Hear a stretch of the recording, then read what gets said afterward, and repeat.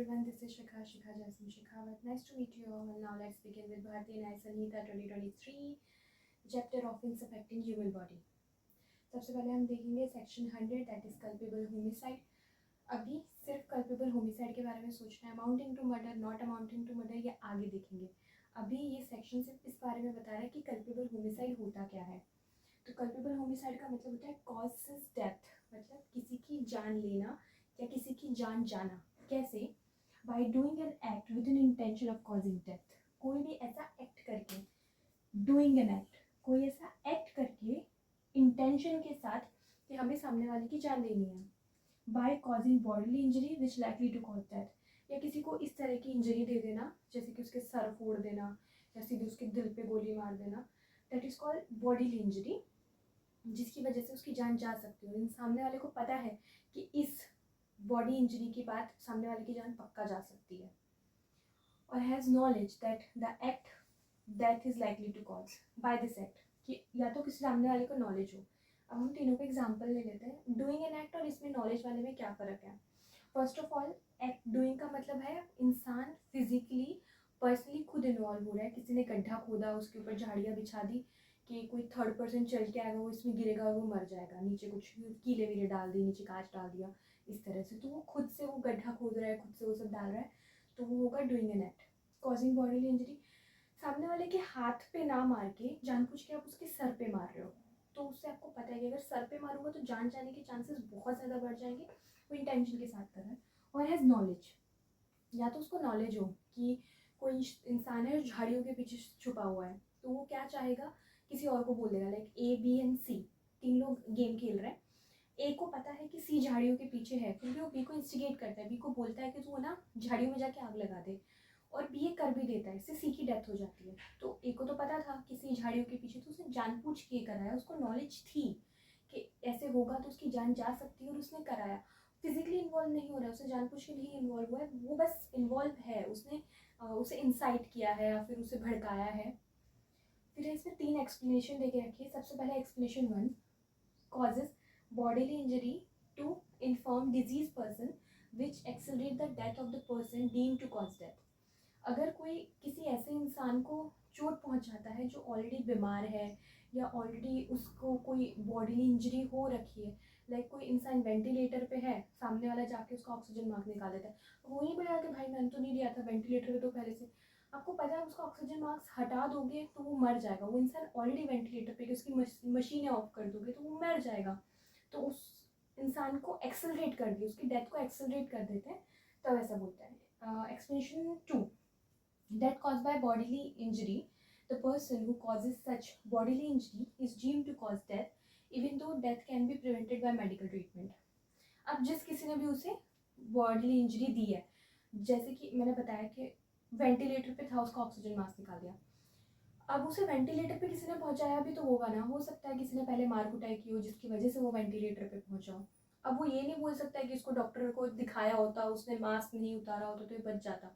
नहीं, उसने उसकी इतनी बुरी कंडीशन कर दी कि वो वेंटिलेटर पे पहुंच गया है, तो बाद में वो एक्सक्यूज़ नहीं दे सकता है कि उसको अच्छे डॉक्टर को दिखा दे तो उसकी जान बच सकती थी. जिसने उसको वेंटिलेटर पे पहुंचाया वो भी इक्वली रिस्पॉन्सिबल होगा. Explanation 3, causing death of a child in mother's home until she or he is 100% mother's home. ये मैं बता देती हूँ. देखो, कोई ऐसा बच्चा है जो उसकी मदर की वूम के अंदर है, अब तक 100% मदर की वूम के अंदर है, अभी कहीं से भी वो बाहर नहीं आया है, किसी भी तरह से उसका कोई भी पार्ट बाहर नहीं आया है दुनिया में, तो फिर उसे कल्पेबल होमिसाइड नहीं मानेंगे. उसके लिए अलग सेक्शन दे के रखे हैं, उसके लिए अलग पनिशमेंट दी है, पर वो कल्पेबल होमिसाइड में नहीं आएगा. बट इफ इन केस बच्चा थोड़ा भी बॉर्न हो गया है, थोड़ा भी उसका कोई बॉडी पार्ट बाहर आ गया है, और जब मतलब पहले बच्चा जिंदा था पर थोड़ा उसका बॉडी पार्ट बाहर आ गया है, उसके बाद किसी ने कुछ ऐसा किया है, पहले किसी ने कुछ ऐसा किया जिसकी वजह से बच्चे की जान चली गई है, तो उसे पूरी तरह से कल्पेबल होमिसाइड बोलेंगे. ऐसे नहीं बोलेंगे पूरा बाहर नहीं आता, नहीं. अगर वो कुछ अमाउंट, कुछ उसका बॉडी पार्ट भी बाहर आ गया है, थोड़ा वो पार्शली भी बॉर्न हुआ है, उसके बाद भी सामने वाले को ब्लेम किया जाएगा, सामने वाले को जिम्मेदार ठहराया जाएगा उस बच्चे की डेथ के लिए. वो कंडीशन होती है. पहली तो ये कि बच्चा जब माँ की गर्भ में हो, माँ की वूम में हो, उस टाइम पे वो जिंदा होना चाहिए. उसकी डेथ कब हुई हो, जब उसको बॉर्न किया जा रहा हो, वो थोड़ा बाहर आया हो, पार्शली भी बाहर आया हो, तब उसकी जान गई हो, तब वो कल्पेबल होमिसाइड होगा. और दूसरा कि कुछ हिस्सा भी अगर बाहर आ जाए, अगर बच्चा पार्शली भी बॉर्न हुआ है तो भी कल्पेबल। ऐसा नहीं बोलेंगे कि बच्चे ने दुनिया में आके सांस ही ली हो, ज़रूरी नहीं है, उसका भले उसकी अल्सर अंदर हो, उसने भले दुनिया में आके सांस भी ना ली हो, तो भी उसे कल्पेबल होमिसाइड कंसिडर करेंगे। That's all about section 100। Let's see the next section. Section 101 murder. All culpable homicides are murder except the exception. मतलब अगर एक्सेप्शंस को निकाल दे तो सारे कल्पेबल होमिसाइड्स मर्डर होते हैं। ये सेक्शन थोड़ा ध्यान से करना। ये सेक्शन हो गया ना, तो कल्पेबल होमिसाइड क्या होता है, culpable homicide amounting to murder, not amounting to murder, सब क्लियर हो जाएगा इस एक सेक्शन के बाद। सबसे पहले है clause A, if the act by which death is cause is done with intention of causing death. अगर कोई भी एक्ट जिसकी वजह से जान गई है वो इंटेंशन के साथ किया गया हो कि हाँ जान लेनी है, मेरे हाथ में चाकू है, मैंने सामने वाले की गर्दन लगा दिया, उसकी गर्दन काट दी मैंने उस, तो फिर ऑब्वियसली वो मैंने फुल इंटेंशन के साथ किया कि मेरे को उसको मारना ही है। दूसरा B, if the act by which death is cause is done with intention of causing such bodily injury as the offender knows that it likely to cause death. किसी सामने वाले को, इसके अंदर हो सकता है मैंने एक्ट किया, मतलब मैंने किसी की चाय में जहर डाल के उसको चाय पिला दी, तो एक्ट किया। अब यहाँ पे मैं उसे एक बॉडीली इंजरी दे रही हूँ। क्लॉज बी के अंदर मैं सामने वाले को एक ऐसी बॉडीली इंजरी दे रही हूँ, उसको ऐसी चोट पहुंचा रही हूँ जिसकी वजह से उसकी जान चली गई, और मुझे पता था कि अगर मैं ये करूँगी, जैसे मैंने पहले बताया मेरे पास चाकू है, मैंने उसकी गर्दन काट दी, मेरे को पता है कि ये करने से उसकी जान चली जाएगी और फिर भी मैंने ये किया, तो फिर वो मर्डर होगा। क्लॉज सी, ये जो है ना यहाँ से लेकर यहाँ तक एज इट इज सेम है, इस वजह से मैंने ऐसे लिख दिया। If the act by which death is cause is done with intention of causing such bodily injury that sufficient in ordinary course of nature to cause death. कि सामने वाले को एक ऐसी इंजरी दी है जो कि ऑर्डिनरी कोर्स ऑफ नेचर में इतनी केपेबल है, इतनी सफिशिएंट है कि उसे जान चली ही जाएगी। अगेन वही वाला एग्जाम्पल, तलवार ली, सामने वाले को घोंप दी, कि चाकू लिया, उसकी गर्दन काट दी, पता है कि सफिशिएंट है सामने वाले की जान लेने के लिए, फिर भी ये किया। लेकिन मान लो कि मैंने किसी को एक मुक्का मारा, अब डेफिनेटली मेरे मुक्का मारने से सामने वाले की जान तो चली नहीं जाएगी, तो फिर वो ऑर्डिनरी कोर्स ऑफ नेचर में इतना नहीं है, फिर भी उसकी जान चली गई। कैसे चली गई? मान लेते हैं, सपोज करते हैं कि वो इंसान है, उसको वो हार्ट पेशेंट है, हार्ट पेशेंट बहुत नाजुक होता है, और मैंने उसको मुक्का मारा और जिसकी वजह से उसकी जान चली गई, क्योंकि वो ऑलरेडी बीमारी के अंदर था, वो उसको उनको हार्ट का प्रॉब्लम था, या फिर हो सकता है वो अभी भी आईसीयू से आया, बेचारा टूटा फूटा हो, उसको मुक्का पड़ने से उसकी जान चली गई, तो वो इसके अंदर नहीं आएगा। कब तक नहीं आएगा? अगर मैंने उस हार्ट पेशेंट को मुक्का मारा जिससे उसकी जान चली गई, मुझे जब तक नहीं पता था कि वो हार्ट पेशेंट है, और मान लीजिए मैंने मार दिया, तब तो वो नॉट अमाउंटिंग टू मर्डर है, ठीक है। लेकिन अगर मेरे को पता था कि ये ऑलरेडी बीमारी में है, ये हार्ट पेशेंट है, और फिर भी मैंने मारा, तो फिर ये है, क्योंकि वो सफिशिएंट बन जाता है ना। फिर मेरे को पता है हार्ट पेशेंट को अगर मुक्का लगेगा, हो सकता है उनकी जान चली जाए, इन कुछ प्रोबेबिलिटी होती है ना, कि अभी भी उनको मान लीजिए हार्ट का बड़ा ऑपरेशन हुआ है, बड़ी सर्जरी हुई है, उसके बाद मैंने ये किया और मुझे पता है कि ये करने से उनकी जान जा सकती है, और मैंने कर दिया, तो वो सफिशिएंट हो गया। जैसे ही मेरे को पता चला वो हार्ट पेशेंट है, वैसे ही वो मुक्का भी सफिशिएंट हो गया, तो वो इस ग्राउंड के अंदर कवर होगा। D, person committing the act by which death is caused knows that it is so eminently dangerous that it must in all probability causes death and commit such act without any excuse. एक इंसान है, उसको पता है कि मैं एक act commit करने जा रहा हूँ, और या फिर उसने कोई एक्ट कमिट किया है जिसकी वजह से किसी और इंसान की जान चली गई है, और जो कमिट किया है, जो ऑफेंडर है, उसको बहुत अच्छे से पता था कि अगर मैं ये एक्ट करूँगा तो 100% सामने वाले मतलब लोगों को नुकसान हो सकता है, या उस इंसान को नुकसान हो सकता है, इन ऑल प्रोबेबिलिटीज, और फिर भी उसने किया है, तो फिर वो मर्डर होगा। मेरे पास एक कैनन है, तोप है, और मैंने वो तोप चला दी एक पब्लिक प्लेस में जहाँ पे बहुत सारे लोग हैं, बहुत गैदरिंग हो रखी है, बहुत सारे लोग हैं, मेला वेला है कहीं पे, और मैंने चला दी। बाद में मैंने बोला कि नहीं, मेरे को तो पता नहीं था, लोगों की जान चली जाएगी, मेरा तो इंटेंशन नहीं था मारने का, इंटेंशन नहीं था, लेकिन ये तो पता था ना कि तोप अगर लोगों के ऊपर चलेगी, जहाँ पे भीड़ है उस इलाके में तोप का गोला जाके गिरेगा, कैनन फायर की जाएगी, तो डेफिनेटली किसी न किसी की जान तो चली जाएगी, तो फिर वो भी इस सेक्शन के अंदर कवर होता है। अब एक बात समझना, all murders are culpable homicide but all culpable homicides are not murder. मैं समझाती हूँ। मान लीजिए ये पूरा जो सर्कल है ना, ये पूरा कल्पेबल होमिसाइड है। कल्पेबल होमिसाइड हम सेक्शन 100 में हमने समझा था, कोई एक्ट करना जानबूझ के सामने वाले की जान लेने के लिए, या कोई उसको बॉडीली इंजरी देना, या पता होना कि किसी एक्ट की वजह से सामने वाले की जान चली जाएगी और जान ले लेना, वो सब कल्पेबल होमिसाइड है। मतलब कल्पेबल होमिसाइड का बेसिक मतलब ही ये होता है कि आपने सामने वाले की जान ली है या आपकी वजह से जान चली गई है, that is called culpable homicide. अब इसके अंदर ये जो छोटा पोर्शन है ना, ये है मर्डर। यानी कि यहाँ पे जो आपने ये सारे क्लॉजेस कवर हो रहे हैं कि इफ द एक्ट, कि आपने इंटेंशन के साथ किया है, या फिर आपने ऐसी बॉडीली इंजरी दी है कि आपको पता था कि उससे जान जाने वाली है, या ये वाला एग्जांपल बहुत परफेक्ट बैठेगा जो हमने यहाँ दिया था मुक्के वाला, कि मैंने सामने वाले को एक पंच किया, ठीक है, और मेरे को पता था कि सामने वाले को हार्ट प्रॉब्लम है, फिर भी मैंने उसे पंच किया जिसकी वजह से उसकी जान चली गई, तो वो मर्डर है, ठीक है। लेकिन अगर मैंने सामने वाले को पंच किया और मुझे पता नहीं था कि उससे उसकी जान चली जाएगी, तो ये है culpable homicide not amounting to murder. यानी कि मैं चाहती नहीं थी उसका जान लेना, मेरे को पता नहीं था वो उस बीमारी में है, तब उसकी जान चली गई। इन दोनों को मिला के plus culpable homicide amounting to murder and culpable homicide not amounting to murder, दोनों को मिला के बनता है कल्पेबल होमिसाइड। समझे? मैं फिर से बता देती हूँ। कल्पेबल होमिसाइड का मतलब होता है किसी की जान जाना या किसी की जान लेना, ठीक है। अब वो मर्डर में आएगा या वो मर्डर में नहीं आएगा, ये डिपेंड करता है सेक्शन 101 के अंदर आपकी इंटेंशन के ऊपर, इन सब चीज़ों पे डिपेंड करता है। कैसे?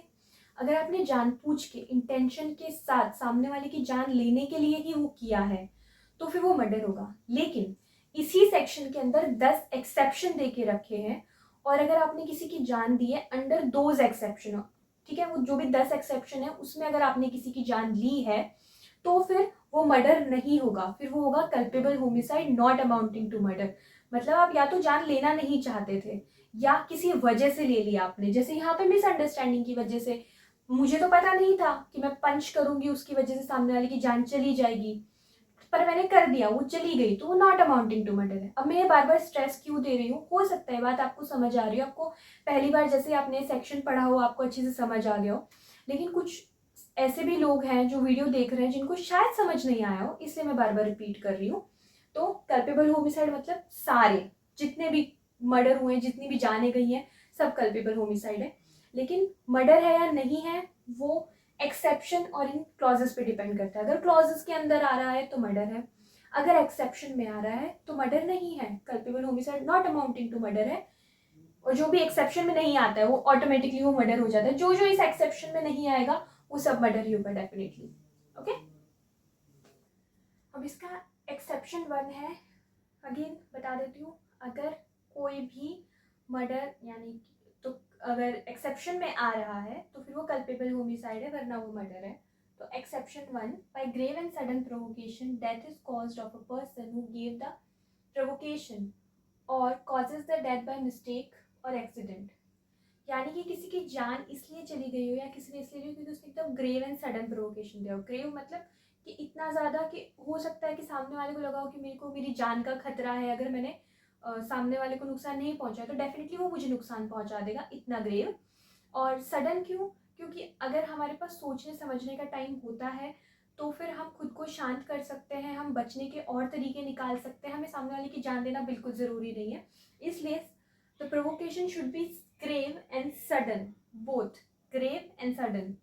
या फिर किसी ने किसी की जान ले ली हो या तो मिस्टेक से या तो एक्सीडेंट से, कि उसको पता नहीं हो कि मेरे ये करने से उसकी जान चली जाएगी, वो एक जस्ट एन एक्सीडेंट है ना, तो फिर वो नहीं होगा। अब प्रोवाइडेड, प्रोवाइडेड मतलब डेफिनेटली प्रोवाइडेड का मतलब होता है कंडीशंस। अब यहाँ पे कंडीशंस दे दी है।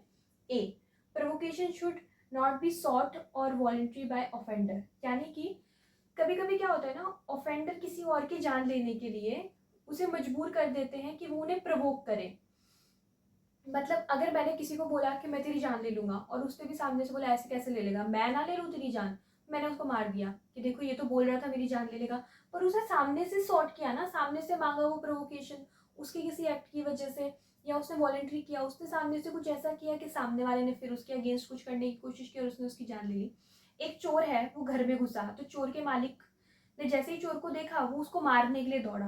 अब चोर बोलेगा कि वो तो मेरे को मारने के लिए दौड़ा था इसलिए मैंने उसकी जान ले ली, नहीं, पहले वही उसके घर में घुसा था ना, पहले उसने ट्रेसपास किया था, वो चोरी करने के इरादे से अंदर घुसा था, और मालिक को जब, घर के ओनर को जब ऐसा लगा कि मेरी जान को खतरा है, तो उसने सामने मतलब चोर की जान लेने की कोशिश की और फिर चोर ने जान, तो यहाँ पे कहीं ना कहीं उसने सामने से वो वॉलेंटियर किया है, सामने से उसकी खुद की गलती की वजह से वो आया है प्रोवोकेशन। फिर है B, given by public servant in exercise of power lawfully और anything in obedience of law.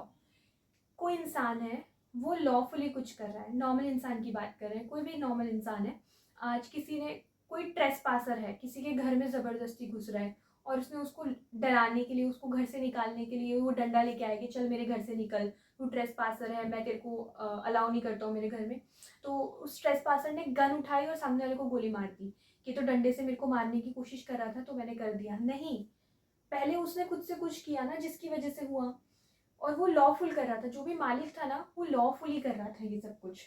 या फिर public servant exercise of lawful power, कोई पुलिस वाला किसी को अरेस्ट करने गया, उसने पुलिस वाले की ही जान ले ली, तो पुलिस वाला तो अपना लॉफुल काम कर रहा था ना, तो फिर आप उसके लिए नहीं कर सकते हो। थर्ड है given by anything done in private defence, कोई अपनी खुद की रक्षा के लिए, वो चोर एंड घर के मालिक वाला, चोर घुसा, उसने अपने प्राइवेट डिफेंस के लिए चोर को मारने की कोशिश की और चोर ने मार दिया, तो भले उसने दिया हो, उसको प्रोवोकेशन दिया हो, लेकिन वो कहीं ना कहीं चोर की गलती थी और वो अपने प्राइवेट डिफेंस के लिए कर रहा था जो कर रहा था। तो तीनों एक्सेप्शन है जब grave and sudden provocation count नहीं होगा। कब कब, जब खुद जिस ऑफेंडर की खुद की गलती हो। सेकंड, कोई लॉफुल अपना लॉफुल काम कर रहा हो, कोई पब्लिक सर्वेंट, या कोई लॉफुल ओबीडियंस के चलते कुछ कर रहा हो जिसकी वजह से ऑफेंडर को लगा हो कि मेरे को प्रोवोक कर रहा है, बट वो एक्चुअली प्रोवोकेशन नहीं है। एंड थर्ड, जब कोई अपने प्राइवेट डिफेंस के लिए कुछ करता है, कोई अपना आप की कोई टिकॉइट्स का गैंग है, डाकू वाकू है, वो किसी को मारने गए, उसके पास भी गन थी, तो उसने गन तान दी उन पे कि भाई मेरे को अगर कुछ करोगे तो तुम्हारी जान ले लूंगा, फिर डिकॉइट ने उसको मार दिया, बोले हम तो मारना नहीं चाहते थे, इसने गन निकाली थी, तो पहले तो काम धंधे तो तुमने शुरू किए थे ना। अब इसका एक एक्सप्लेनेशन भी है, EXCP is exception and EX is explanation, ठीक है। whether the provocation is grave or sudden enough to prevent the offense to become murder is question of facts, कि क्या वो प्रोवोकेशन इतना ग्रेव और सडन था कि उसने मर्डर को कल्पेबल होमिसाइड बना दिया, ये क्वेश्चन ऑफ फैक्ट्स है, ये कोर्ट पे डिपेंड करता है, फैक्ट्स पे डिपेंड करता है कि क्या उस वक्त सिचुएशन रही होगी, क्या सर्कमस्टेंसेस रहे होंगे, that's all. Exception 2, if the offence exercise right, offender exercise right of private defense of person or property in good faith, remember, in good faith, exceeds the power, again exceeds the power given to him by law or causes death of a person against whom right is exercised without predetermination and without any intention of causing more harm than required। यानी कि अगर offender अपना right of private defence कर रहा है, फिर चाहे वो प्रॉपर्टी के लिए कर रहा हो या अपनी खुद की बॉडी के लिए, यानी कि पर्सन के लिए कर रहा हो, और वो एक्सीड कर देता है, क्योंकि अगर हम एक्सीड नहीं करते वो तो एक्सेप्शन आ जाता है, जनरल एक्सेप्शन में हमने पढ़ा था, एक्सेप्शन आ जाएगा उसको सज़ा ही नहीं मिलेगी। बट यहाँ पे उसने क्या किया, यहाँ पे उसने पावर जितनी मिली हुई है लॉ के अंदर उसको एक्सीड कर दिया है, जिसकी वजह से उस पर्सन की डेथ हो गई है, और ये कोई प्री प्लान नहीं था, प्री मेडिटेशन नहीं था, एंड विदाउट इंटेंशन, ना ही उसका इंटेंशन था कि वो सामने वाले को मार दे, बट ये हो गया है, अनफॉर्चुनेट है। तो अब ये मर्डर तो काउंट हो नहीं सकता, क्योंकि ना इंटेंशन था ना ही प्री प्लान था, ऊपर से वो अपना ही कोई पावर है जो उसको मिला हुआ है प्राइवेट डिफेंस के लिए, वही एक्सीड करे। बट ये टोटली वो भी नहीं होगा, एक्सेप्शन जनरल एक्सेप्शन में भी नहीं जाएगा, क्योंकि जितनी पावर मिली हुई है उससे ज़्यादा तो एक्सीड कर चुका है, तो ये आएगा कल्पेबल होमिसाइड में।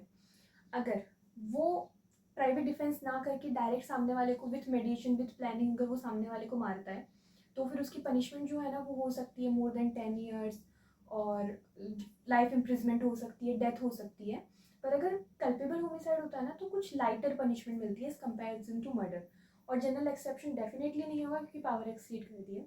एग्जाम्पल मेरे को पता है कि सामने वाला जो इंसान है वो एक सीरियल किलर है, उसने मेरे सामने काफ़ी लोगों को मारा है और मैंने अपनी जान बचाने के लिए, मेरे पास गन थी, मैंने उसको एक शॉट दिया जिससे वो अनकॉन्शियस हो गया है। लेकिन एट द सेम टाइम मैं उतना ज़्यादा डरी हुई हूँ उससे, या हीट ऑफ द मोमेंट में इतने लोगों को उसको इतने लोगों की जान लेते हुए देखा है, तो मैंने उस पर 6 की 6 गोलियाँ चला दी जिससे उसकी जान चली गई। पहली गोली चलाई तब तक मैं जनरल एक्सेप्शन में थी क्योंकि मैं अपना प्राइवेट डिफेंस अप्लाई कर रही थी वहाँ पे। जैसे ही मैंने बाकी गोलियाँ चलाई जिससे उसकी जान चली गई, मैंने अपनी पावर एक्सीड की, वो जनरल एक्सेप्शन से निकल के कल्पेबल होमिसाइड हो गया। और अगेन प्राइवेट डिफेंस है तो मर्डर नहीं हुआ। Exception 3, if offender is a public servant or a person aiding a public servant for public justice exceed the power given by law and causes death by doing an act in a good faith believed to be lawful and necessary for discharge of his duty and without the ill will toward the person whose death is caused। मान लीजिए जो offender है वो public servant है, या तो कोई ऐसा इंसान है जो पब्लिक सर्वेंट की मदद कर रहा है, क्या करने में, उनको पब्लिक ड्यूटी, पब्लिक जस्टिस की जो ड्यूटी है वो डिस्चार्ज करने के लिए। अब वो जब ये काम कर रहे हैं, अपनी लॉफुल ड्यूटी डिस्चार्ज कर रहे हैं, उस टाइम पे गलती से वो एक्सीड कर देते हैं या उनसे एक्सीड हो जाती है जिसकी वजह से सामने वाले इंसान की जान चली गई।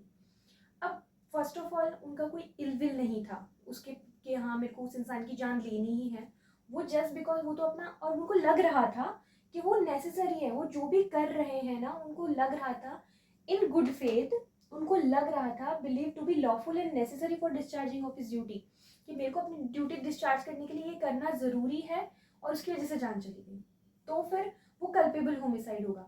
जनरल एक्सेप्शन नहीं होगा क्योंकि पावर एक्सीड हुई है। मर्डर नहीं होगा क्योंकि जानबूझ के नहीं किया है, इल विल या इंटेंशन के साथ किसी की जान नहीं ली है, वो पावर एक्सीड हो गई है और इन गुड फेथ वो बिलीव कर रहे थे उस वक्त कि हाँ ये उनकी जिम्मेदारी बनती है कि वो ये चीज़ें रोकें।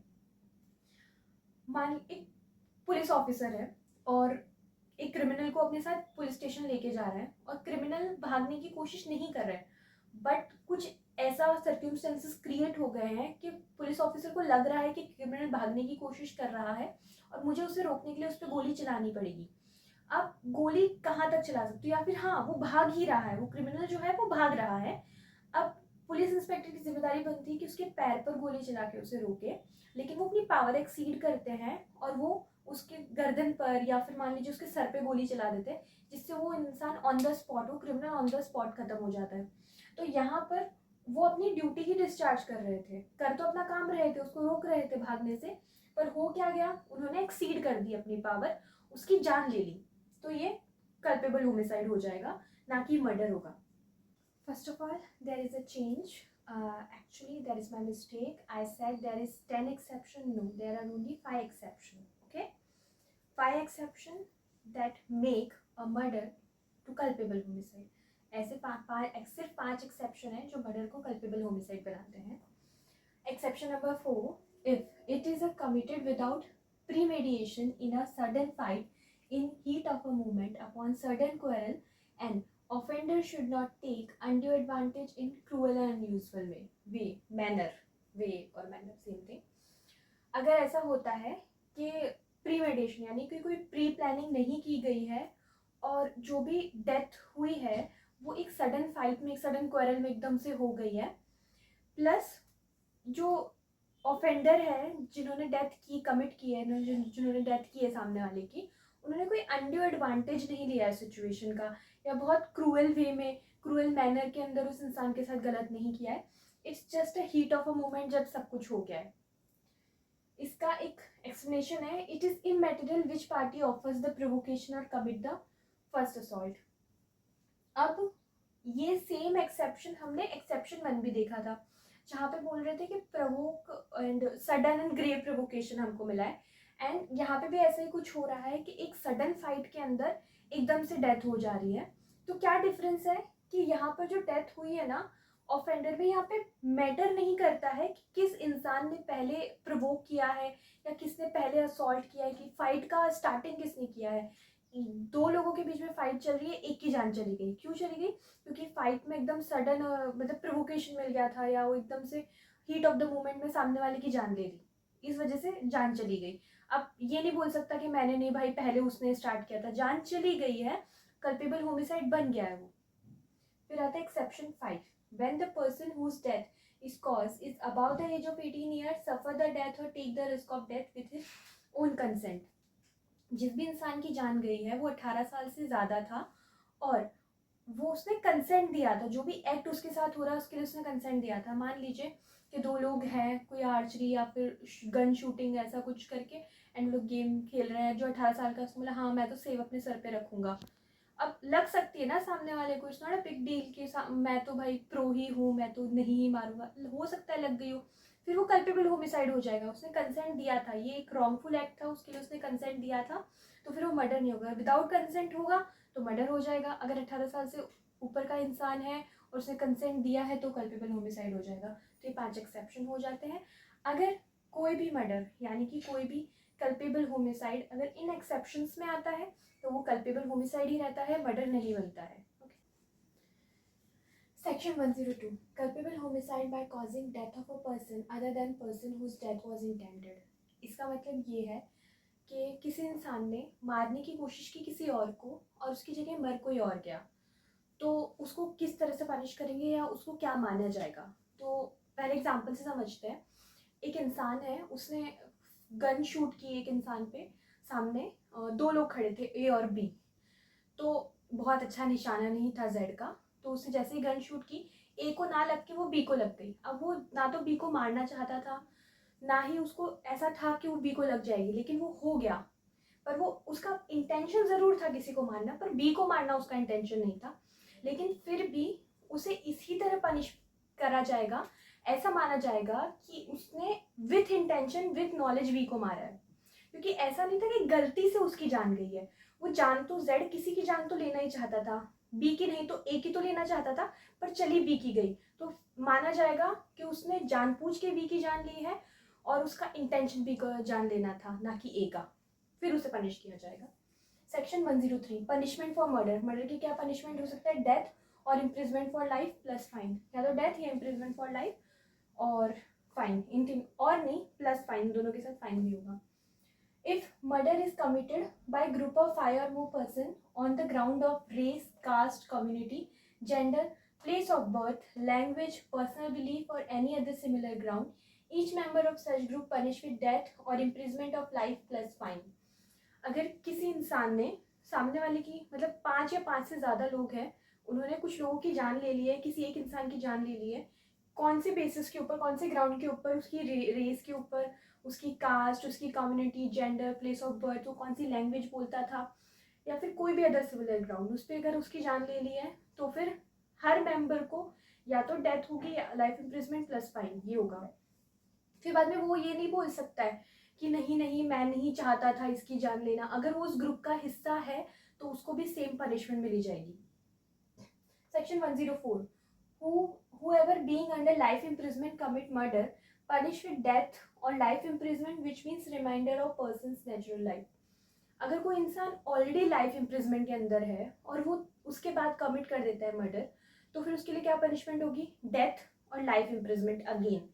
अगर उसे वापस लाइफ इम्प्रिजमेंट मिलता है तो किस तरीके का मिलेगा कि उसकी बची हुई जिंदगी जो पूरी है वो जेल में ही होगी. अब एक इंसान है, लाइफ इम्प्रिजमेंट मिली है, वो जेल से भागने की कोशिश करता है और इस बीच या तो जेल के किसी मुजरिम को, कैदी को, या फिर किसी पुलिस वाले को जान से मार देता है, जो गार्ड वगैरह होते हैं उनको जान से मार देता है.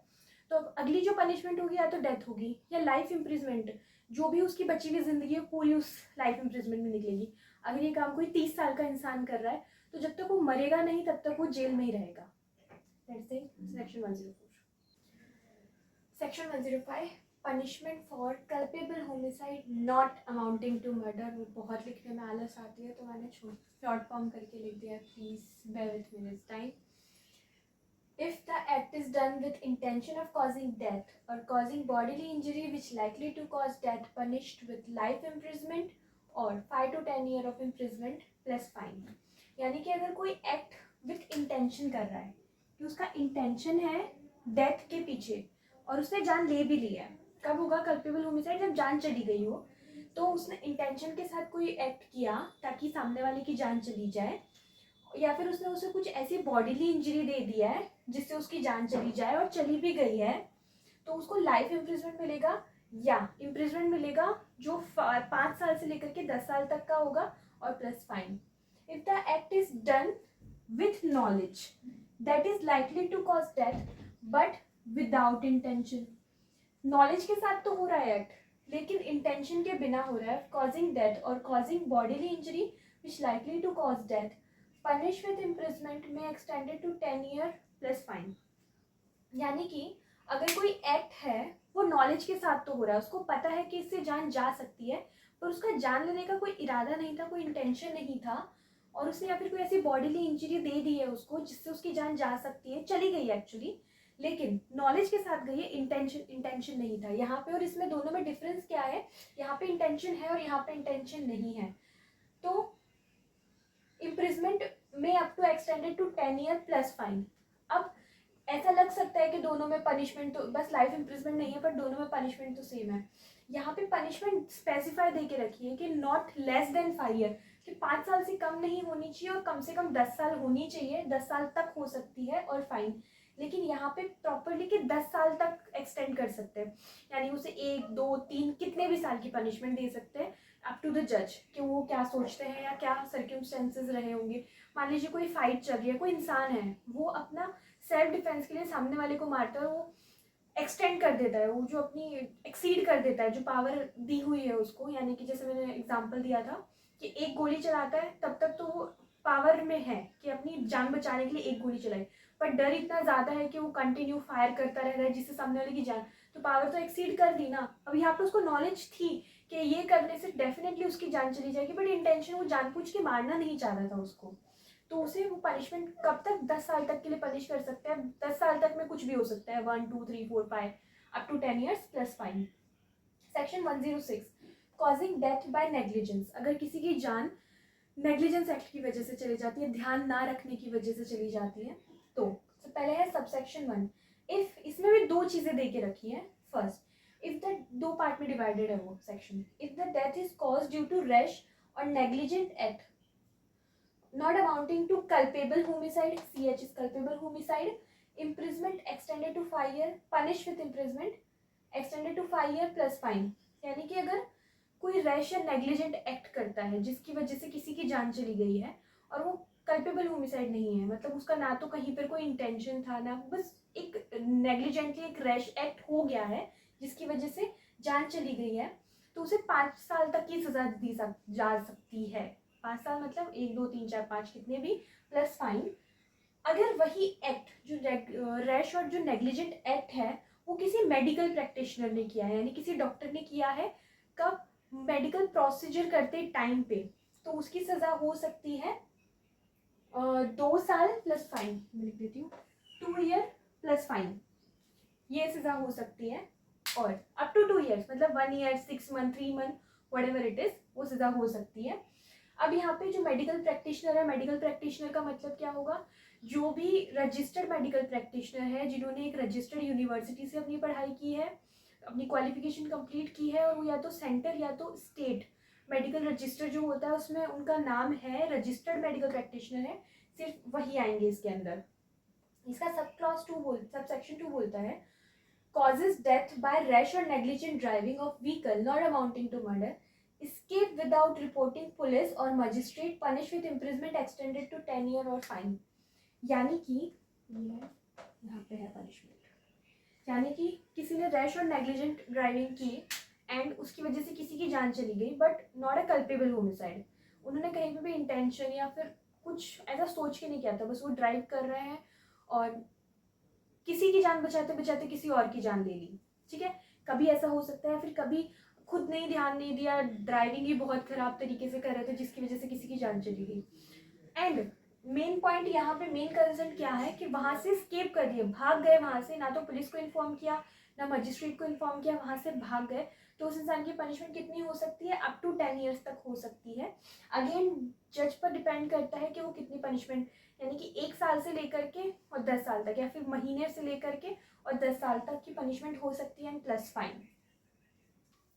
Section 107 abatement of suicide of child or person of unsound mind or delirious person or person in intoxication who abates punished with death or life imprisonment और imprisonment up to 10 year plus fine। यानी कि अगर कोई भी इंसान किसी को suicide करने के लिए अबेट करवाता है, या अबैट करता है किस किस को, किसी चाइल्ड को या कोई अनसाउंड माइंड का पर्सन हो, दिमाग से थोड़ा मतलब they are not capable to take their own decisions, and जो खुद बच्चे जैसे हों after getting a mature age, बड़े होने के बाद भी खुद बच्चे जैसे हों या खुद की अच्छाई बुराई ना समझ सकते हो. Delirious person is kind of a person who has always remaining in a confuse state, मतलब वो हमेशा चीज़ों को लेकर काफ़ी कंफ्यूज रहते हैं.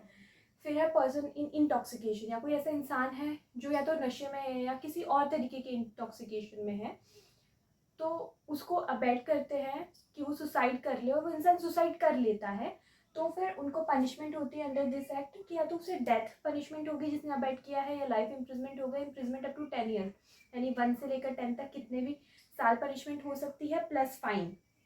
जहाँ प्लस फाइन है, जहाँ और फाइन है वो या तो पनिशमेंट मिलेगी या तो फाइन मिलेगा, और जहाँ प्लस फाइन है कि पनिशमेंट के साथ साथ में फाइन भी देना पड़ेगा.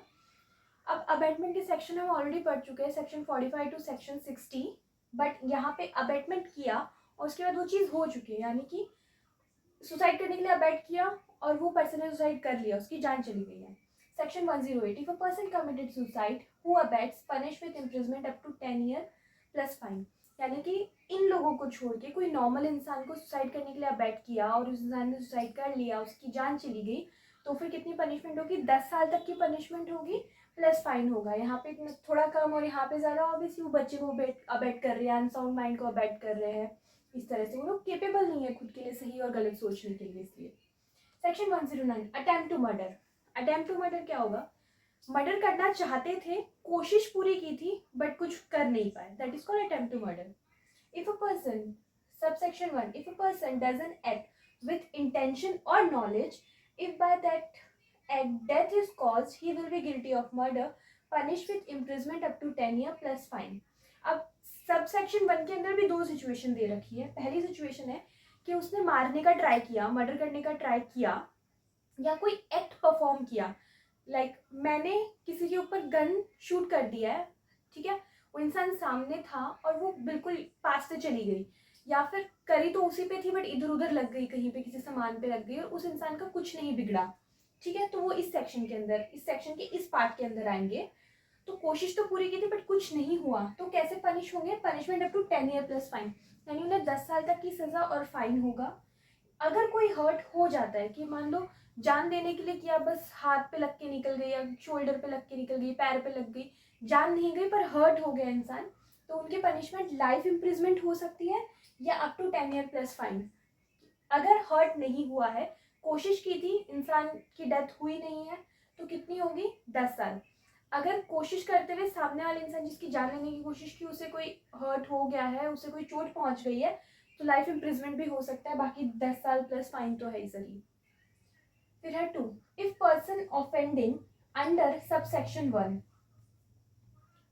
दैट इज कॉल्ड अंडर, जगह कम थी तो, if a person offending under subsection 1, यानी कोई भी इंसान ऑफेंड कर रहा है, कमिट कर रहा है ऑफेंड अंडर सबसेक्शन 1, यानी कि वो कोई एक्ट परफॉर्म कर रहा है किसी को मारने के लिए, जो भी इसके अंदर हमने देखे रखा है, इज अंडर लाइफ इम्प्रिजमेंट, कि वो ऑलरेडी लाइफ इम्प्रिजमेंट में है, ऑलरेडी उसको सजा मिल चुकी है, उसके बाद भी वो किसी को चोट पहुंचाने की कोशिश कर रहा है, मारने की कोशिश कर रहा है सबसेक्शन 1 के तहत. And if hurt is caused, और जिसको मारने की कोशिश कर रहा है उसको कोई भी नुकसान हो जाता है, तो उसकी पनिशमेंट बढ़कर या तो डेथ हो सकती है और अगेन उसको लाइफ इम्प्रिजमेंट मिल सकता है. कितना मिल सकता है, रिमाइंडर ऑफ पर्सन लाइफ, उस पर्सन की बची हुई जो पूरी जिंदगी है फिर वो पूरी जेल में जाने वाली है. Section 110, attempt to commit culpable homicide.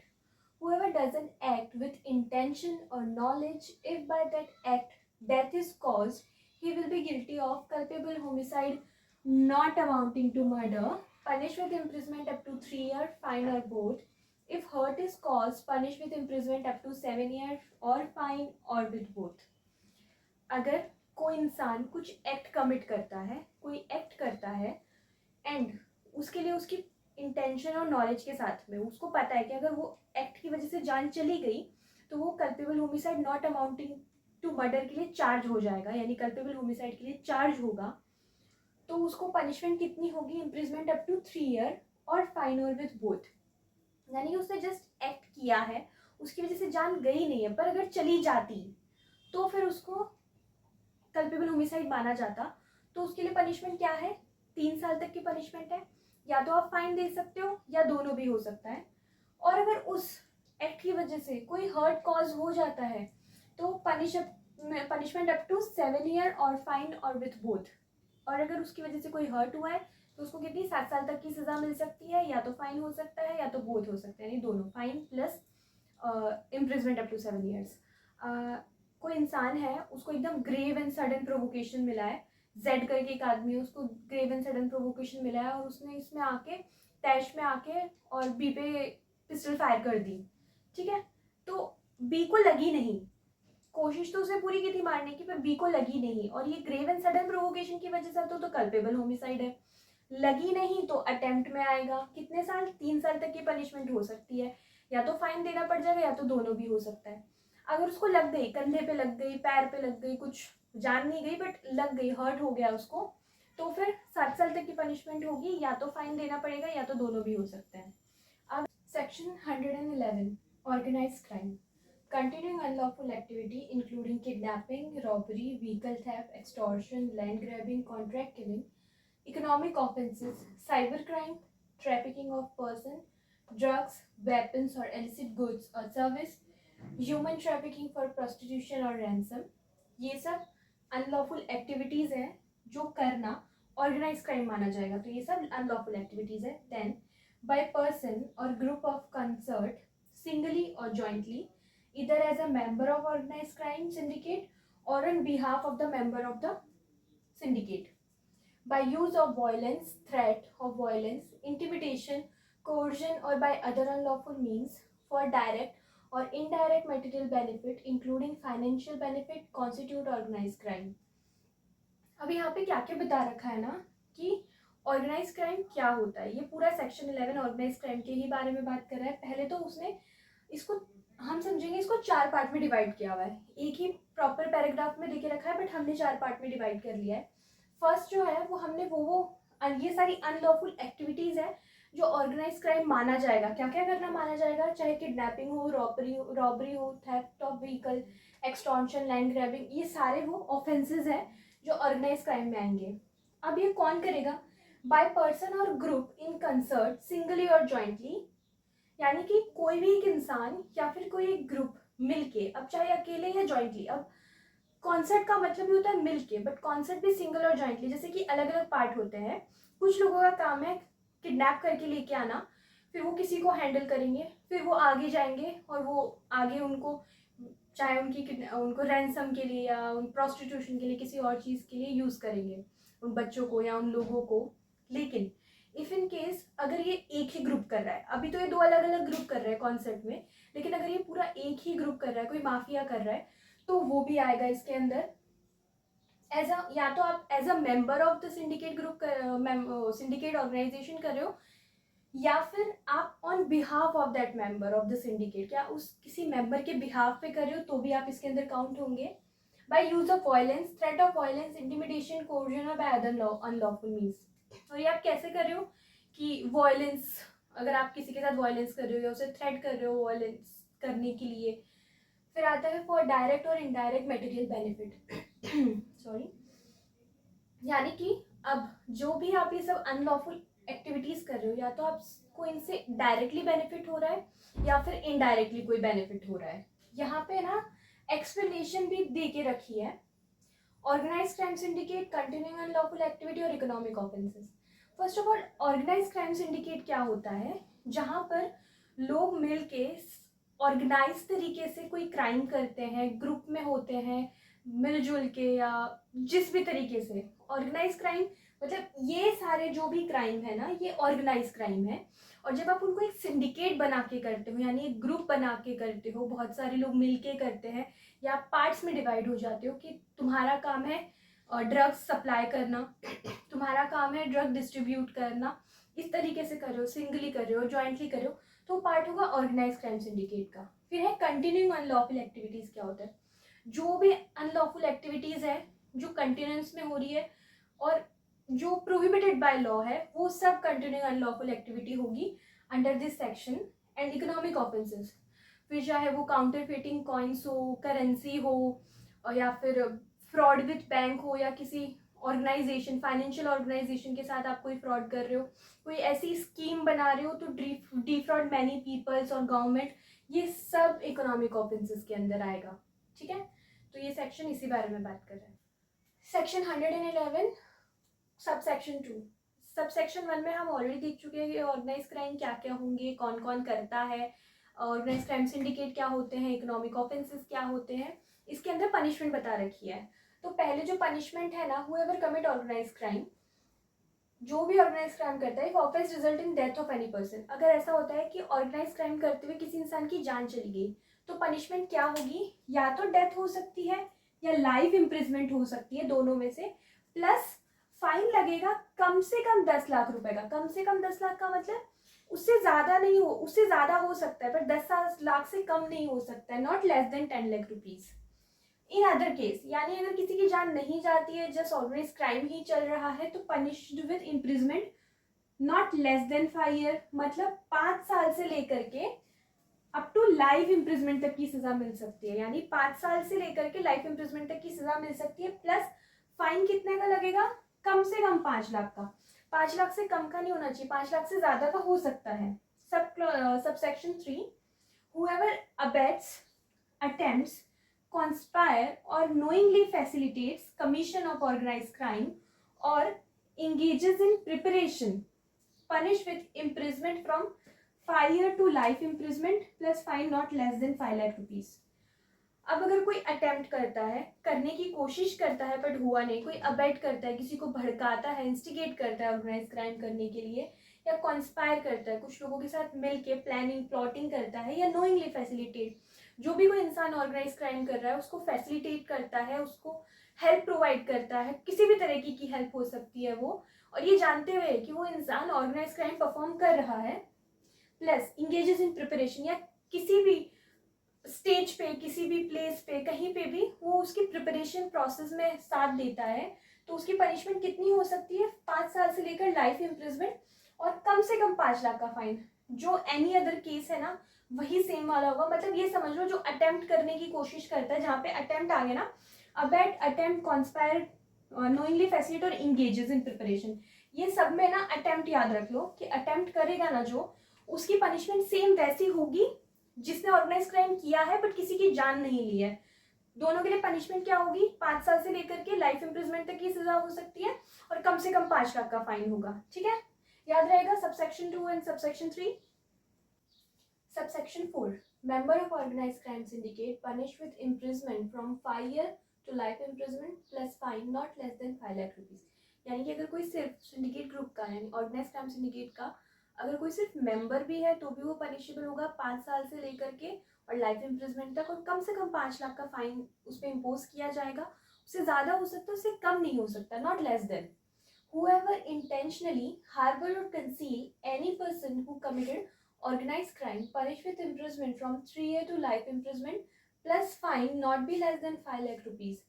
यानी कि कोई भी इंटेंशनली, अब कोई अनइंटेंशनली उसको पता ही नहीं है कि सामने वाला इंसान ने कमिट किया है या नहीं किया है ऑर्गेनाइज क्राइम, लेकिन अगर इसको किसी को पता है कि हाँ इसने डेफिनेटली इसने क्राइम कमिट किया है, उसके बाद भी उसे हार्बर करता है। हार्बर का मतलब होता है उसे रहने के लिए जगह देना या किसी भी तरह से उसकी मदद करना, और कंसील करता है यानी उसके बारे में छुपाता है, प्रॉपर ऑथोरिटीज से उसके बारे में छुपाता है या उसको छुपने में मदद करता है, तो उसकी पनिशमेंट कितनी हो सकती है, 3 साल से लेकर के और लाइफ इम्प्रिजमेंट तक हो सकती है, और कम से कम 5 लाख का फाइन उस पर इम्पोज किया जाएगा। उससे ज़्यादा हो सकता है, कम नहीं हो सकता।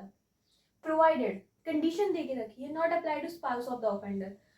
अब अगर कोई हस्बैंड या वाइफ है ऑफेंडर का, क्योंकि क्राइम करने के लिए जेंडर मैटर नहीं करता है, तो अगर कोई भी हस्बैंड है या वाइफ है, उन दोनों के ऊपर ये जो सेक्शन है वो अप्लाई नहीं करता। वो हार्बर भी कर सकते हैं, वो कंसील भी कर सकते हैं। डेफिनेटली उनके पति है, उनकी पत्नी है, वो नहीं बताएंगे जाके पुलिस को। Subsection 6, whoever possesses any property derive or obtain or acquired through organized crime punished with imprisonment from 3 year to life imprisonment plus fine not be less than 2 lakh rupees। यानी कि अगर किसी के पास भी कोई प्रॉपर्टी है, उसके पास पॉजेस कर रखी है, उसने पास में रखी है, या तो वो डिराइव हुई है यानी मिली है, ऑब्टेन और एक्वायर्ड सिनोनिम्स टाइप्स ही हैं, तो डिराइव्ड, ऑब्टेन और एक्वायर्ड कुछ भी through organize crime. Organize crime से मतलब जो भी जिस इंसान ने पॉजेस किया है उसके ऊपर आई कैसे ऑर्गेनाइज, जैसे किसी ने लैंड लिया किसी से, जो लैंड एक्वायर करते हैं गलत तरीके से, वो भी ऑर्गेनाइज क्राइम का एक पार्ट है। तो वो लैंड अपने पास रख लिया, मतलब पॉजेस किया, तो वो कैसे पनिश होगा? पनिश विद इम्प्रिजमेंट फ्रॉम 3 साल से लेकर के लाइफ इम्प्रिजमेंट तक की सजा हो सकती है। और फाइन कितना इम्पोज होगा? कम से कम 2 लाख रुपए, या उससे ज़्यादा हो सकता है, बट उससे कम नहीं हो सकता। Section 113 terrorist act, subsection 1, whoever does an act with an intent to threaten or likely to threaten the unity, integrity, sovereignty, security और economic security of India। अगर कोई एक्ट इस इंटेंशन के साथ कर रहा है कि वो थ्रेटन कर सके, किस चीज़ को लेके? यूनिटी, इंटीग्रिटी, सॉवरिटी, सिक्योरिटी और इकोनॉमिक सिक्योरिटी को लेके। फिर चाहे वो फाइनेंशियली उसको डराना हो, फाइनेंसेस को लेके डराना हो इंडिया के, या फिर आप इंडिया की संप्रभुता को चैलेंज कर रहे हो, आप लोगों की सेफ्टी को कॉम्प्रोमाइज कर रहे हो, किसी भी तरीके से आप थ्रेटन कर रहे हो इन सब चीज़ों को ऑफ इंडिया, और with intent to strike terror और likely to strike terror in people, या तो इस इंटेंशन से कि आप लोगों के अंदर खौफ पैदा कर सको ऑफ पीपल और any section of people of India, या फिर लोग मतलब कोई भी लोग हो सकते हैं, फिर चाहे वो any section of people of India हो या फिर कोई और कंट्री के लोग हो, फॉरेन कंट्री के लोग हो, डजेंट मैटर। और वो टेरर पैदा करने के लिए, वो खौफ दिलाने के लिए लोगों को, या फिर थ्रेटन करने के लिए किस तरीके से करेंगे? बाय यूजिंग बॉम्ब, डायनामाइट और अदर एक्सप्लोसिव सब्सटेंस और इनफ्लेमेबल सब्सटेंस और फायर आर्म्स और अदर लीथल वेपन और पॉइजनस गैस और अदर केमिकल, और by other substance whether biological, radioactive, nuclear और otherwise of hazardous nature by any other means. यानी कि ये सब कर रहे हो इंडिया की यूनिटी को लेके, उसकी सॉवरिटी को लेके आप थ्रेटन कर रहे हो, लोगों के अंदर आप दहशत पैदा कर रहे हो, खौफ पैदा कर रहे हो। किस तरीके से? बॉम्ब यूज करके, एक्सप्लोसिव सब्सटेंस यूज करके, फायर आर्म्स यूज करके, इनफ्लेमेबल सब्सटेंस यूज करके, इवन बायोलॉजिकल, रेडियो एक्टिव या कोई भी न्यूक्लियर वेपन यूज करके आप ये सब कर रहे हो। और आप ये सब कर क्यों रहे हो? जस्ट टू कॉज और लाइकली टू कॉज, या तो करने के लिए डेथ और इंजरी टू एनी पर्सन और पर्सन्स, किसी की जान लेने के लिए या किसी को हार्म पहुंचाने के लिए, loss, damage, destruction of property, disruption of supplies, service essential to life in India और फॉरेन कंट्री। यानी कि वो डिस्टर्ब कर रहा है एसेंशियल सप्लाईज को, यानी कि मान लीजिए कोई पानी की जगह है जहाँ से बहुत सारे लोगों को पीने का पानी मिल रहा है, कोई बायोलॉजिकल वेपन है या कुछ भी न्यूक्लियर वेपन है, आप उसको यूज़ करके उस पानी को कंटेमिनेटेड कर देते हो, या कोई भी एसेंशियल सप्लाईज हैं अगर आप उनको कट ऑफ कर देते हो, फिर चाहे वो इंडिया में हो या फॉरेन कंट्री में हो, उसे टेररिस्ट एक्ट माना जाएगा। Harm to India's economy by making और स्मगलिंग फेक करेंसी और कॉइन्स इंक्लूडिंग सर्कुलेटिंग, यानी कि आप इंडिया की इकोनॉमी को नुकसान पहुंचाने के लिए फेक करेंसी बना रहे हो, उसे स्मगल कर रहे हो या फिर उसे सर्कुलेट कर रहे हो, फिर चाहे वो कॉइन्स हो, बैंक नोट्स हो, वॉट एवर इट इज़, तो उसे भी टेररिस्ट एक्ट माना जाएगा।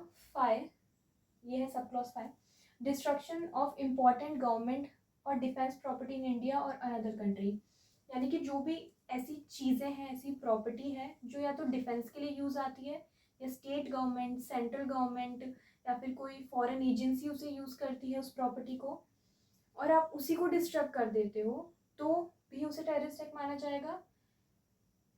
Sub clause B, uses force और वायलेंस टू कॉज डेथ और attempt to cause death of public officials, यानी कि just to threaten the unity and integrity of India, sovereignty of India, और create a terror in people's heart, लोगों की terror पैदा करना लोगों के दिलों में, उसके लिए आप फोर्स और वायलेंस का यूज़ कर रहे हो, क्रिमिनल फोर्स का यूज़ कर रहे हो, जस्ट टू कॉज डेथ और attempt to cause death of public officials. या नो पब्लिक ऑफिशियल्स मतलब फिर चाहे गवर्नमेंट एम्प्लॉयज़ हो, चाहे गवर्नमेंट मिनिस्टर्स हो, चाहे कोई भी एक पब्लिक फंक्शनरी है, एक पब्लिक पोस्ट पे बैठा हुआ है, उसका काम है पीपल, लोगों के लिए काम करना, तो वो इसमें आएगा।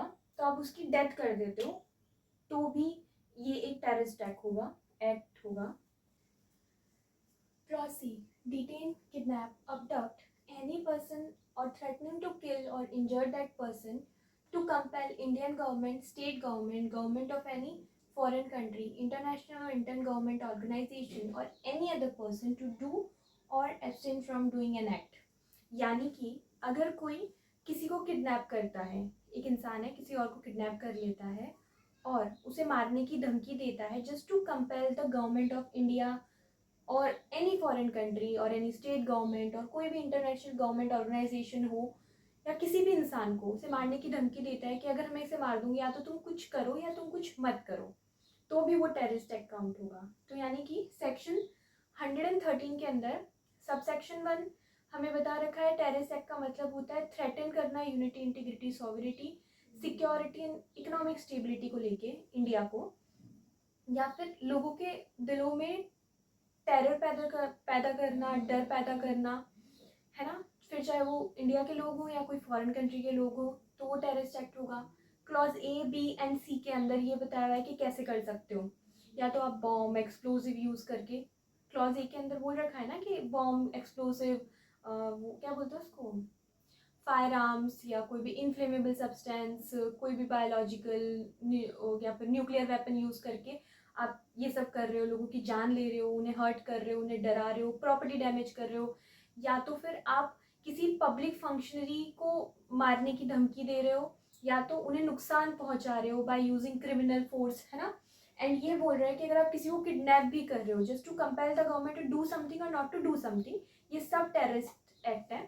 एंड क्लॉज 2 बोल रहा है, सॉरी क्लॉज 2 नहीं, सबसेक्शन 2 बोल रहा है हुएवर कमिटेड टेररिस्ट एक्ट, यानी कि इनमें जितने भी टेररिस्ट एक्ट दे के रखे हैं, फिर चाहे प्रॉपर्टी को नुकसान पहुंचा रहे हो by using harmful weapons, hazardous weapon, या फिर चाहे आप किसी पब्लिक फंक्शन को नुकसान पहुंचा रहे हो, या फिर आप किडनैप कर रहे हो किसी को कंपेल करने के लिए, गवर्नमेंट को कुछ करने के लिए, कुछ ना करने के लिए, तो आप पनिश कैसे होगे, सबसेक्शन 2 में बता रखा है। अगर आपके कोई टेररिस्ट एक्ट करने की वजह से किसी की जान चली जाती है तो पनिशमेंट होगी डेथ या life imprisonment plus fine. Causes death, punish with death और life imprisonment plus fine. Clause ए।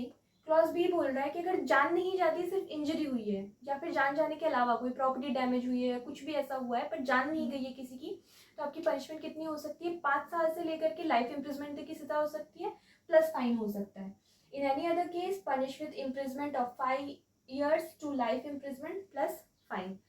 अब यहाँ पे ना इस सेक्शन के अंदर हाँ क्लॉज सी के अंदर मतलब सेक्शन सबसेक्शन 1 के अंदर 2 एक्सप्लेनेशन दे के रखे हैं।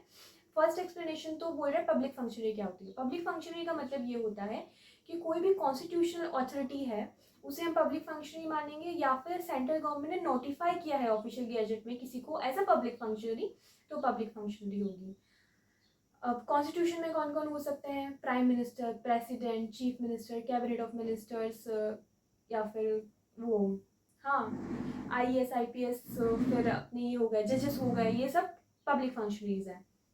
दूसरा जो एक्सप्लेनेशन है वो काउंटरफेट करेंसी का देके रखा है। काउंटरफेट करेंसी क्या होगी, कोई भी जो हमारी फॉरेंसिक जो टीम है ना, फॉरेंसिक ऑथोरिटीज़ हैं, वो आफ्टर एग्जामिनेशन बताएगी कि ये जो करेंसी है ये फेक है, ये ना इमिटेशन है हमारी करेंसी का, या इन्होंने कोई की फीचर जो है हमारी करेंसी की उसके साथ छेड़छाड़ की हुई है, तो फिर वो होगी काउंटरफेट करेंसी होगी।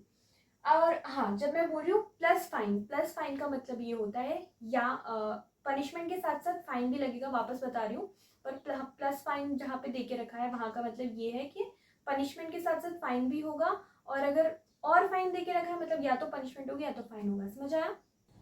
Subsection 3, whoever conspire, attempts, advocates, abets, advise, incite, directly or knowingly, facilitate commission of terrorist act or any act preparatory to commission of terrorist act, punished with imprisonment from 5 years to life imprisonment plus fine।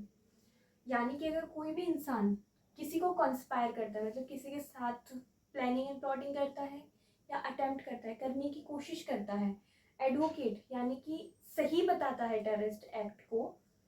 अब ये मत बोलना कि terrorism जो होते हैं उनको भी इक्वल राइट होता है प्रेजेंटेशन का, वो एक ह्यूमन की बात हो रही है, यहाँ पे एक टेररिस्ट एक्ट की बात हो रही है कि उसे एडवोकेट कर रहा है कि नहीं टेररिस्ट एक्ट तो सही था, लोगों को मारना तो सही था।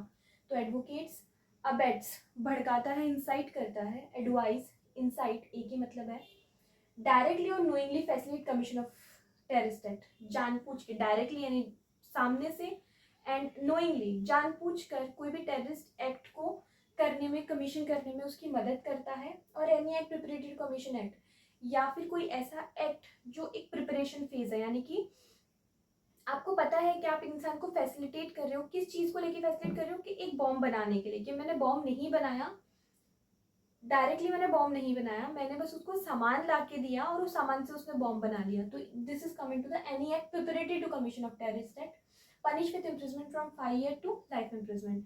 तो उस इंसान को कैसी सजा मिल सकती है, 5 साल से लेकर के लाइफ इम्प्रिजमेंट और प्लस फाइन। अब जो सेक्शन 1 है ना, सब सेक्शन 1 है ना, उसमें टेररिस्ट एक्ट बता रखे हैं कि क्या क्या टेररिस्ट एक्ट होगा, उसे कैसे कैसे कर सकते हैं। 2 से लेकर 7 तक पनिशमेंट्स दे के रखी है। 2 के अंदर पनिशमेंट किसके लिए दी हुई है, जिन लोगों ने टेररिस्ट एक्ट खुद से किया है और उसकी वजह से किसी की जान गई है, तो उसकी पनिशमेंट क्या है, डेथ और लाइफ इम्प्रिजमेंट प्लस फाइन। जिसने टेररिस्ट एक्ट किया है बट उससे किसी की जान नहीं गई है, जिस किसी को इंजरी हुई है या फिर कोई प्रॉपर्टी का नुकसान हुआ है, तो उसकी पनिशमेंट क्या होगी, 5 साल से लेकर के और लाइफ इम्प्रिजमेंट प्लस फाइन। वैसे ही अगर कोई अटेम्प्ट करता है, कॉन्स्पायर करता है, अबेट करता है, एडवोकेट्स करता है, इंसाइट करता है, उसकी भी पनिशमेंट क्या देखी रखी है, 5 साल से लेकर के life imprisonment plus fine. Subsection 4, whoever organize a camp for training of terrorist act or recruit any person or person for commission of terrorist act punished with imprisonment from 5 year to life imprisonment plus fine। यानी कि अगर कोई organise कर रहा है एक camp, terrorist camp जिसे बोलते हैं, ऑर्गेनाइज कर रहा है ताकि वो लोगों को ट्रेन कर सके टेररिस्ट एक्टिविटीज के लिए, या फिर रिक्रूट कर रहा है लोगों को कि वो टेररिस्ट एक्ट कर सके, उसके लिए भी पनिशमेंट क्या है, 5 साल से लेकर के इम्प्रिजमेंट टू लाइफ इम्प्रिजमेंट तक की सजा है, प्लस फाइन है। A member of terrorist organization punish with imprisonment may extend to life imprisonment plus fine. यानी कि अगर कोई सिर्फ ऑर्गेनाइज्ड जो टेररिस्ट ऑर्गेनाइजेशन है उसका मेंबर भी है, कोई भी पर्सन अगर उसका मेंबर भी है, तो उसकी पनिशमेंट क्या हो सकती है, लाइफ इम्प्रिजमेंट तक हो सकती है। अब लाइफ इम्प्रिजमेंट तक हो सकती है मतलब उसके अलावा भी पनिशमेंट उससे कम भी हो सकती है। मान लीजिए लाइफ इम्प्रिजमेंट इज 20 ईयर्स, तो उसको 14 ईयर्स की भी पनिशमेंट हो सकती है, 10 ईयर्स की भी हो सकती है, 7 ईयर्स की भी हो सकती है। It is a discretionary power of a जज। ठीक है, तो life extended to life imprisonment plus fine. Subsection 6, whoever voluntarily and knowingly harbor or conceal or attempt to harbor or conceal any person who committed terrorist act punished with imprisonment from 3 year to life imprisonment plus fine। यानी कि कोई भी harbour करता है, यानी कि उसे रहने की जगह देता है या उस इंसान के बारे में छुपाता है, उस इंसान को छुपाता है अथॉरिटीज से, तो करता है या करने की कोशिश भी करता है, तो उसकी पनिशमेंट क्या होगी, 3 साल से लेकर के लाइफ इम्प्रिजमेंट तक की उसको पनिशमेंट मिल सकती है, एंड प्लस उस पर फाइन भी इम्पोज किया जाएगा। प्रोवाइडेड, बट कंडीशन देके रखी है, not applicable to spouse of the offender. यानी कि उस स्पाउस मतलब उस ऑफेंडर के रिस्पेक्टिव पार्टनर के ऊपर, उसके हस्बैंड या वाइफ के ऊपर ये सेक्शन एप्लीकेबल नहीं होगा। वो कंसील भी कर सकते हैं और वो हार्बर भी कर सकते हैं। Subsection 7, whoever knowingly possess any property derived, obtained or acquired through commission of terrorist act punished with imprisonment which may extend to life imprisonment plus fine।